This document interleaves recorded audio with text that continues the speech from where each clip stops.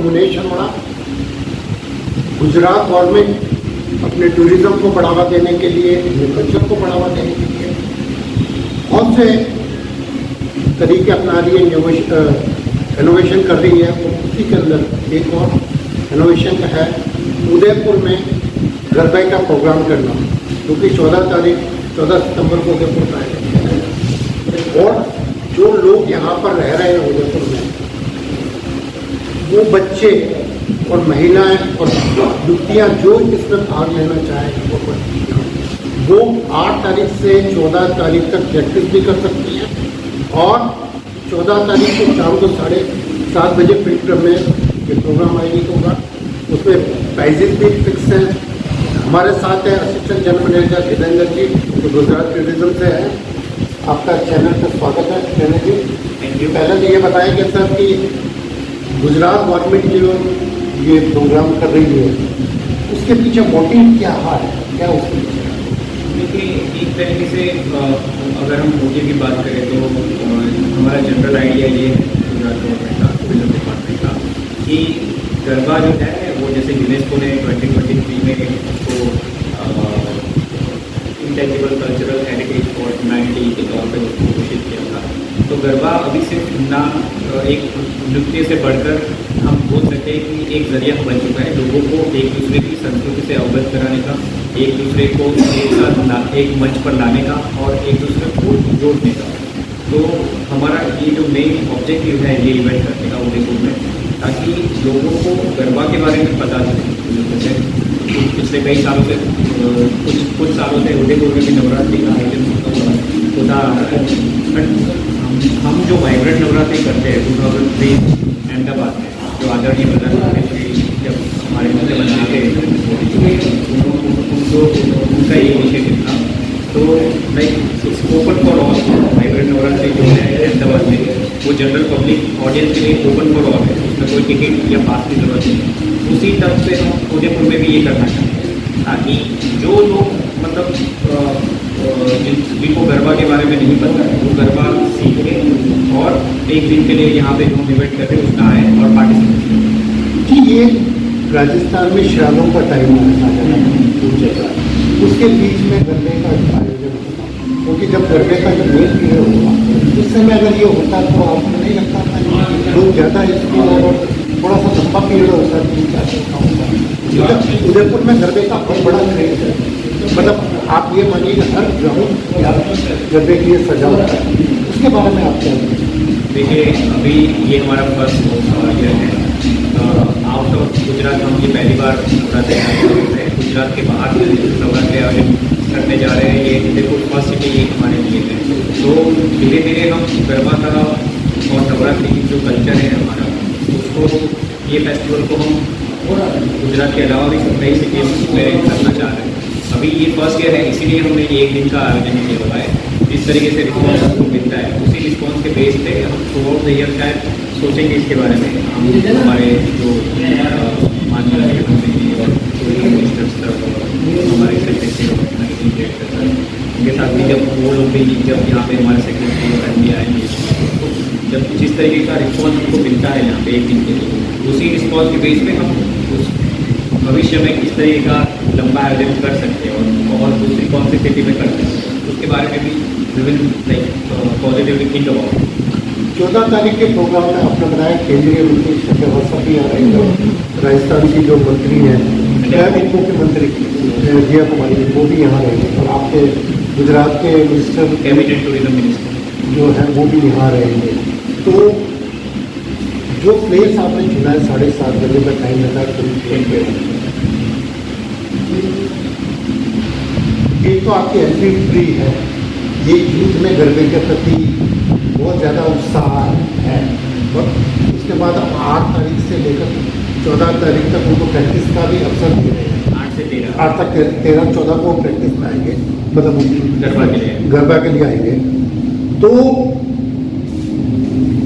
जहाँ तक मेरा ये मानना है एज ए जर्नलिस्ट, उदयपुर को मैं 45 साल से कवर कर रहा हूँ, तो उस भीड़ और क्राउड को संभालना बहुत मुश्किल मेरे ख्याल से आप लोगों के सामने है, क्योंकि यूथ के अंदर एक अलग क्रेज है, और मैसेज कन्वे होने के बाद नेचुरली ये लोग सीखने भी जाएंगे और पार्ट भी लेंगे। तो उसके लिए आप क्राउड मैनेजमेंट के लिए कैसे क्या करें? देखिए, हमारा यहाँ का जो लोकल जिला प्रशासन है उनके साथ ही हमारी बात डिटेल में इसी विषय के ऊपर चर्चा होती है। तो हम जैसे फील्ड क्लब हमने इसीलिए चुना है ताकि हम एक तरीके से एक प्रीमियम जगह भी है और थोड़ा आसान भी है लोगों को वहाँ पे मैनेज करना, बिकॉज ओपन ग्राउंड नहीं है। और दूसरा कि ऑफकोर्स फ्री एंट्री ज़्यादा से ज़्यादा तादाद में लोग आएंगे, बट यस हमने सुरक्षा के लिए हमने लोकल जिला प्रशासन और पुलिस डिपार्टमेंट के साथ एक बढ़िया योजना बनाई है। तो हम तो यही चाहेंगे कि इसको अच्छी तरीके से हम मैनेज करेंगे। जी, अब सबसे बड़ी बात यह है कि नरेंद्र मोदी जी का टाइम पे जो गरबा को लाने की कोशिश हुई थी, और मैंने गरबे को आज से करीब 50 साल पहले देखा था गेट वर्मा में। जो गरबे का जो ट्रेडिशनल स्टाइल है और आज जो गरबे का स्टाइल है उसमें दिन रात का अंतर आ गया। क्योंकि मैंने देखा था रात को 4 बजे तक एक लॉन्ग सर्कल के अंदर वो दीपक के साथ में गरबा होते हुए, और उसमें जो पद्धति होती थी वो माता की पूजा की होती थी। और आज इस तरह से जो ट्रेडिशन आ चुका है, फिल्मी गीत आ गए, यूथ ने उसका अलग तरह से उपयोग करना शुरू कर दिया। तो क्या इस चीज़ को सुधारने के लिए एग्जैक्टली आपका ये क्वेश्चन काफ़ी प्रोमिनेंट था और मुझे अच्छा भी लगा है जो आपने ये पूछा। हमारा भी मेन उद्देश्य यही है कि गरबा ठीक है, इट्स अ कल्चर, तो culture is all about evolving day by day and year by year. तो ठीक है, आज से 50 साल 100 साल पहले आपने जो गरबा देखा था 50 साल पहले, शायद उसके 50 साल पहले कुछ और तरीके का भी ट्रेडिशन होता होगा।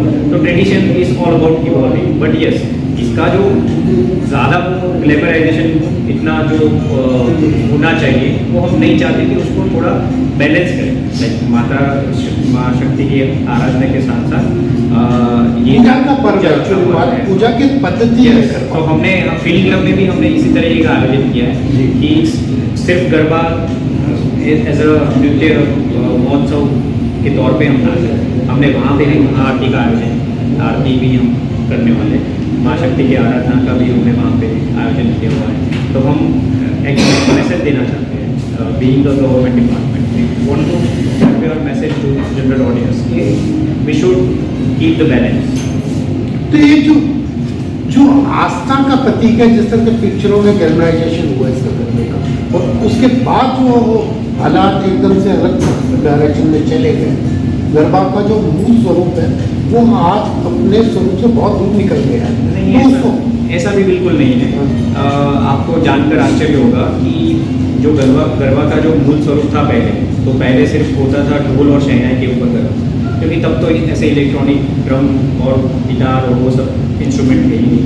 मैंने तो हाथ वाली तालियों पे गरबा देखा है। एक्सैक्ट। तो मैंने तो कोई इंस्ट्रूमेंट के साथ गरबा नहीं देखा। मैंने तो जब आप नेचुरली गुजरात के हैं तो गुजरात खेत ब्रह्मा एक बहुत बड़ा तीर्थ स्थल है, और वहाँ पे जो ट्रेडिशन रात को 3-4 बजे मैंने देखा वो तालियों के, हाथ की तालियों से हुआ है। तो रमते हुए गरबा ये हो रहा है, अभी भी हो रहा है।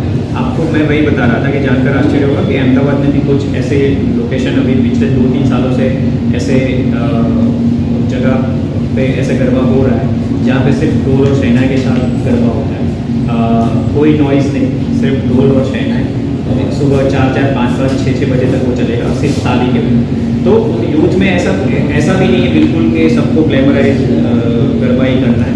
यूथ अभी ऐसा भी है कि जिनको ये एकदम सिंपल तरीके से माता की पूजा के स्वरूप के रूप में, तो यस जैसा हम मैसेज कन्वे करेंगे यूथ उसको ऐसे ही लेगा। तो हम बस इसी हमारा ये इनिशिएटिव इसीलिए हमने ये आयोजन किया है कि सबको लाइक पता चले कि ये गरबा ऐसे भी होता है। क्योंकि आपके जीएम साहब यहाँ पे हैं, यहाँ पे, तो मैं चाहूँगा कि जीएम साहब जो मेरी ये भावना है कि ओरिजिनल ट्रेडिशन है जो गरबे का, क्योंकि उदयपुर गुजरात एक बिल्कुल नेबर है, बिल्कुल यहाँ का कल्चर काफ़ी कुछ और आसपास यहाँ आता है, तो जो उसका जो मूल स्वरूप है उसको बचाने के लिए आप से रिक्वेस्ट है, क्योंकि अगर हमारी संस्कृति बचेगी तो हमारा इतिहास बचेगा, और संस्कृति और इतिहास को बचाने की जिम्मेदारी, क्योंकि एज जीएम आप यहाँ पे हैं और ये एजीएम आप हैं, मैं आपसे रिक्वेस्ट करूँगा कि आप दोनों इसके ऊपर थोड़ा सा ध्यान दें। और अब की बार एक बार उदयपुर में जब मेन पीरियड हो नवरात्रों का, तब आप यहाँ आकर गरबे का प्रोग्राम करें, तो मुझे लगेगा कि शायद जो आपकी भावना है या गवर्नमेंट की कॉन्ट्रैक्ट गवर्नमेंट की भावना वो ज़्यादा सफल हो सके। नहीं, बढ़िया। आपका जो आपने जो नसीहत दी उसके लिए काफ़ी धन्यवाद, और हम इसको ज़रूर ध्यान में लेंगे, और ज़रूरत पड़ी तो जब मेन पीरियड होगा नवरात्रों का उसी टाइम पे भी हम इसको करने का सोचेंगे। So and thank you. बहुत बहुत धन्यवाद आप दोनों का, बहुत बहुत